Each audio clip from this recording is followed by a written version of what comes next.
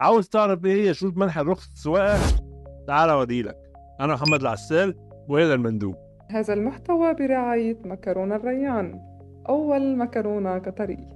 الاول خليني اقول لك ان في 7 انواع للرخص. اول حاجة رخصة دراجة نارية، رخصة سواقة خفيفة، رخصة سواقة تقيلة، رخصة آليات ومعدات، رخصة سواقة عمومي، ورخصة للسواقة لذوي الاحتياجات الخاصة، وفي آخر حاجة رخصة سواقة مؤقتة لتعليم السواقة. طيب ايه هي بقى الشروط عشان نطلع رخصة سواقة؟ زي ما القانون قال، شرط القانون لمنح رخصة القيادة أن يتوفر في طالب الرخصة ما يلي: 1.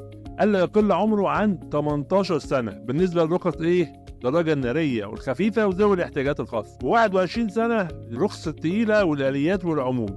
2. شهادة لياقة طبية بشهادة صادرة من الجهة اللي تحددها السلطة المرخصة، وبالنسبة لذوي الاحتياجات الخاصة إن هو يجتاز الفحص الطبي الخاص بنوع الاحتياج بشهادة طبية صادرة من الجهة اللي تحددها السلطة المرخصة لذلك. 3.